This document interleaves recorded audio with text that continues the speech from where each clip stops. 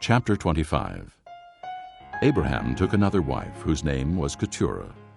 She bore him Zimran, Jokshan, Medan, Midian, Ishbak, and Shua. Jokshan was the father of Sheba and Dedan. The descendants of Dedan were the Asherites, the Letushites, and the Leamites. The sons of Midian were Ephah, Epher, Hanok, Abidah, and Eldaah. All these were descendants of Keturah. Abraham left everything he owned to Isaac. But while he was still living, he gave gifts to the sons of his concubines and sent them away from his son Isaac to the land of the east. Altogether, Abraham lived 175 years. Then Abraham breathed his last and died at a good old age, an old man and full of years, and he was gathered to his people.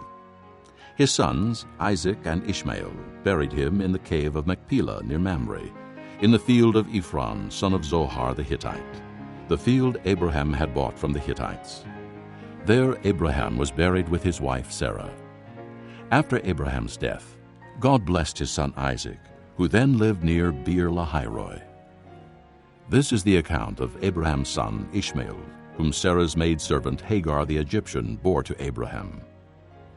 These are the names of the sons of Ishmael, listed in the order of their birth: Nebaioth, the firstborn of Ishmael, Kedar, Adbeel, Mibsam, Mishma, Duma, Massa, Hadad, Tema, Jetur, Naphish, and Kedemah.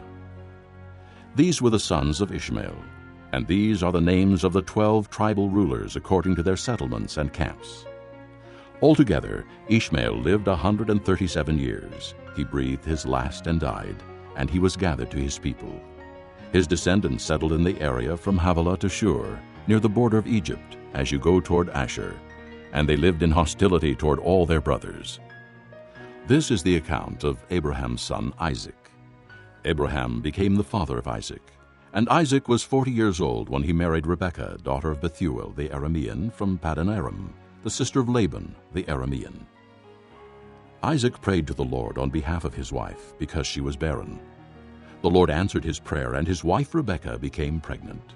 The babies jostled each other within her, and she said, "Why is this happening to me?" So she went to inquire of the Lord.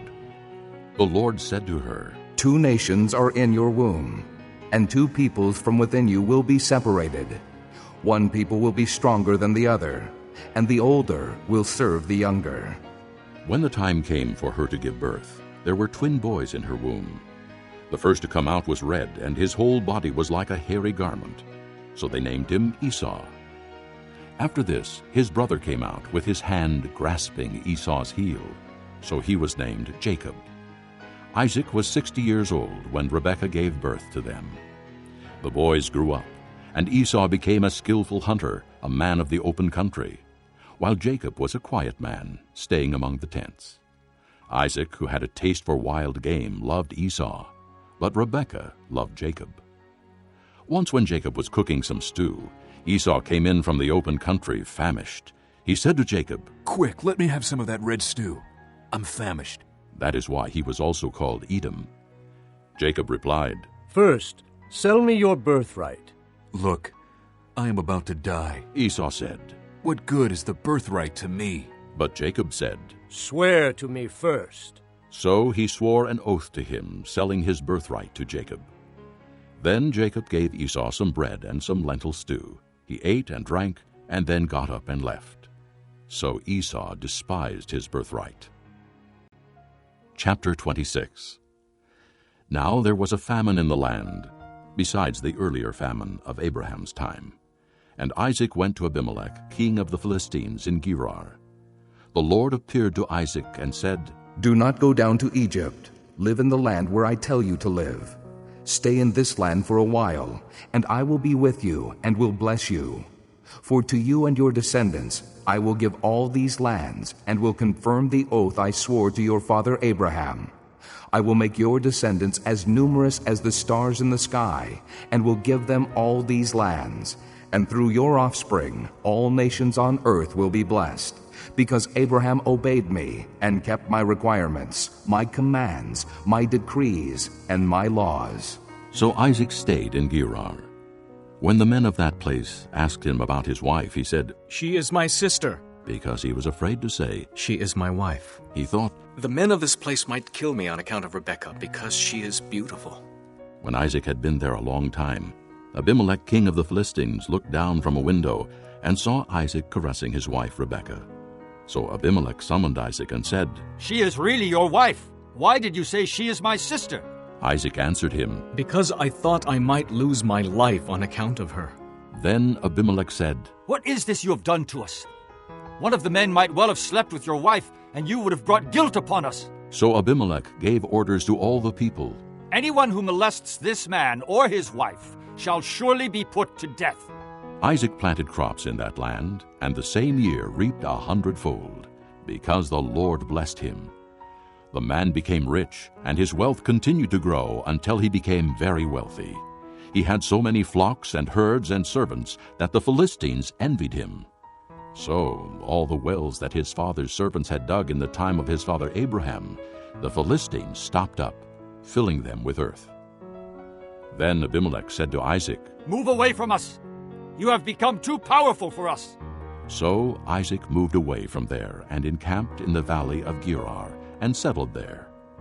Isaac reopened the wells that had been dug in the time of his father Abraham, which the Philistines had stopped up after Abraham died, and he gave them the same names his father had given them.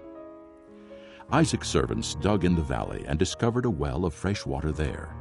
But the herdsmen of Gerar quarreled with Isaac's herdsmen and said, The water is ours. So he named the well Esek, because they disputed with him. Then they dug another well, but they quarreled over that one also. So he named it Sitnah. He moved on from there and dug another well, and no one quarreled over it. He named it Rehoboth, saying, "Now the Lord has given us room, and we will flourish in the land." From there he went up to Beersheba. That night the Lord appeared to him and said, I am the God of your father Abraham. Do not be afraid, for I am with you. I will bless you, and will increase the number of your descendants for the sake of my servant Abraham. Isaac built an altar there and called on the name of the Lord. There he pitched his tent, and there his servants dug a well.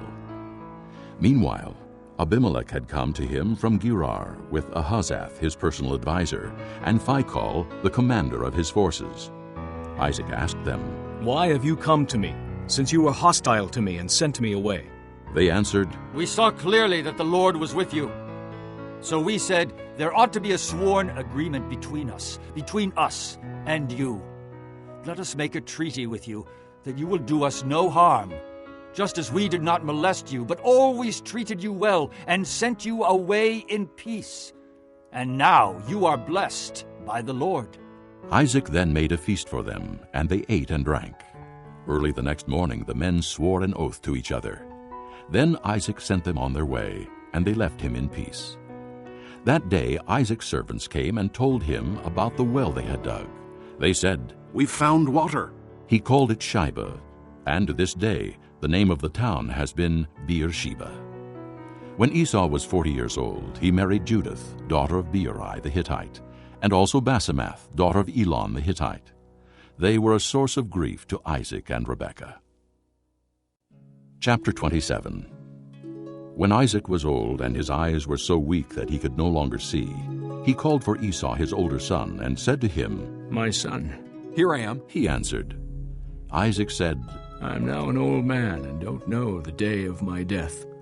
Now then, get your weapons, your quiver and bow, and go out to the open country to hunt some wild game for me.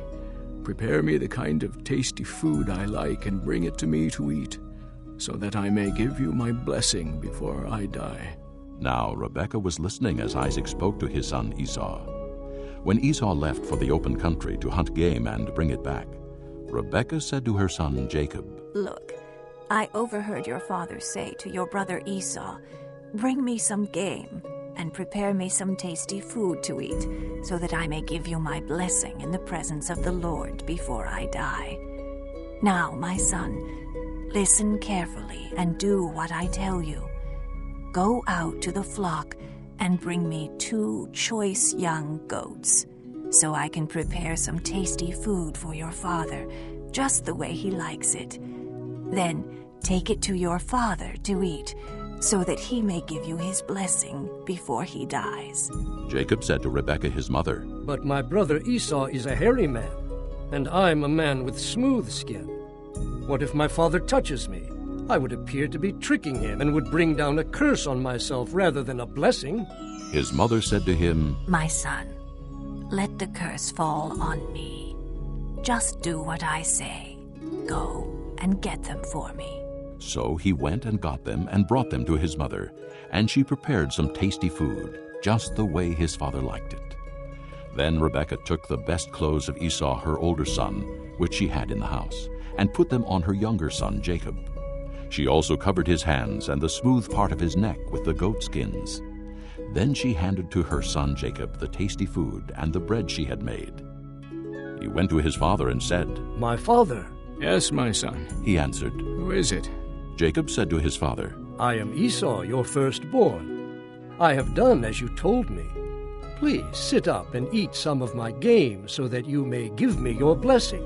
Isaac asked his son, "How did you find it so quickly, my son?" "The Lord your God gave me success." he replied. Then Isaac said to Jacob, "Come near so I can touch you, my son, to know whether you really are my son Esau or not." Jacob went close to his father Isaac, who touched him and said, "The voice is the voice of Jacob, but the hands are the hands of Esau." He did not recognize him, for his hands were hairy like those of his brother Esau. So he blessed him. "Are you really my son, Esau?" He asked. "I am." He replied. Then he said, "My son, bring me some of your game to eat so that I may give you my blessing." Jacob brought it to him, and he ate. And he brought some wine, and he drank.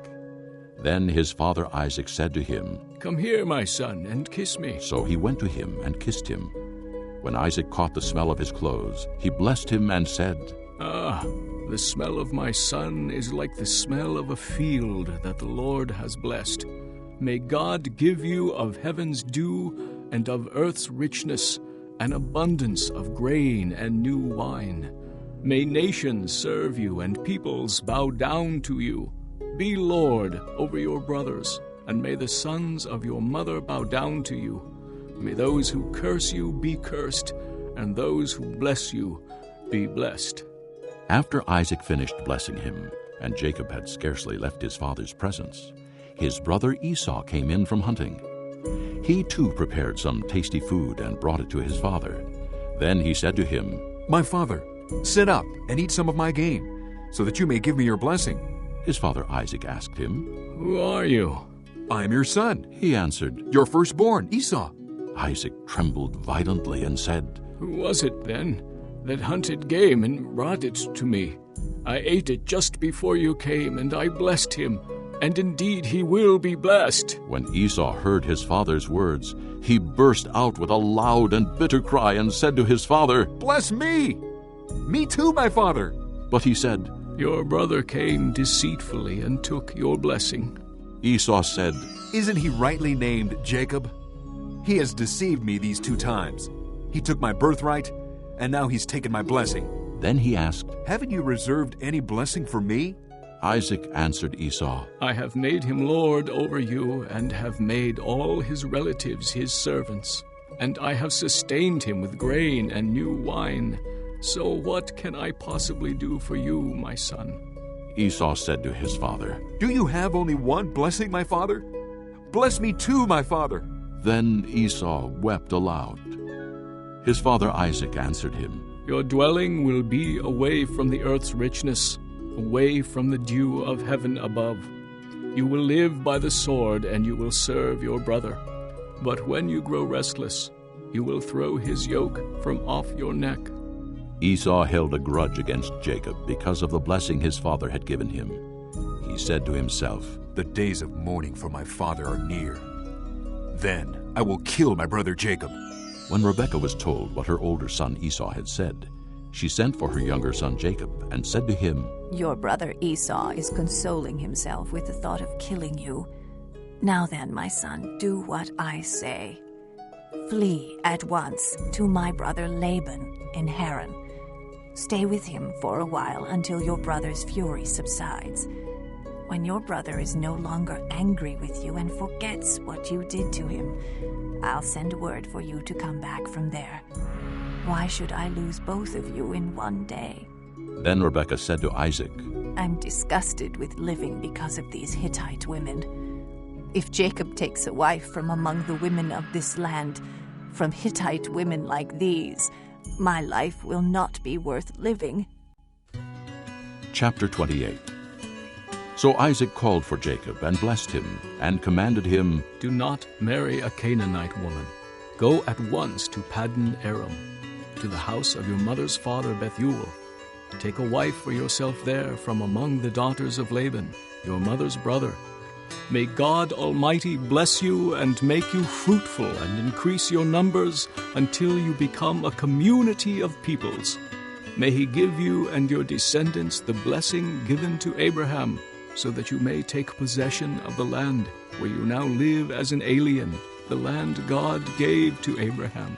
Then Isaac sent Jacob on his way, and he went to Paddan Aram, to Laban, son of Bethuel the Aramean, the brother of Rebekah, who was the mother of Jacob and Esau. Now Esau learned that Isaac had blessed Jacob, and had sent him to Paddan Aram to take a wife from there, and that when he blessed him, he commanded him, Do not marry a Canaanite woman. and that Jacob had obeyed his father and mother, and had gone to Paddan Aram. Esau then realized how displeasing the Canaanite women were to his father Isaac. So he went to Ishmael, and married Mahalath, the sister of Nebaioth, and daughter of Ishmael, son of Abraham, in addition to the wives he already had. Jacob left Beersheba and set out for Haran. When he reached a certain place, he stopped for the night because the sun had set. Taking one of the stones there, he put it under his head and lay down to sleep. He had a dream in which he saw a stairway resting on the earth, with its top reaching to heaven, and the angels of God were ascending and descending on it. There above it stood the Lord, and he said, I am the Lord, the God of your father Abraham, and the God of Isaac. I will give you and your descendants the land on which you are lying. Your descendants will be like the dust of the earth, and you will spread out to the west and to the east, to the north and to the south. All peoples on earth will be blessed through you and your offspring. I am with you and will watch over you wherever you go, and I will bring you back to this land. I will not leave you until I have done what I have promised you. When Jacob awoke from his sleep, he thought, Surely the Lord is in this place, and I was not aware of it. He was afraid and said, How awesome is this place! This is none other than the house of God. This is the gate of heaven. Early the next morning, Jacob took the stone he had placed under his head and set it up as a pillar and poured oil on top of it. He called that place Bethel, though the city used to be called Luz. Then Jacob made a vow, saying, If God will be with me and will watch over me on this journey I am taking, and will give me food to eat and clothes to wear, so that I return safely to my father's house, then the Lord will be my God, and this stone that I have set up as a pillar will be God's house. And of all that you give me, I will give you 1/10.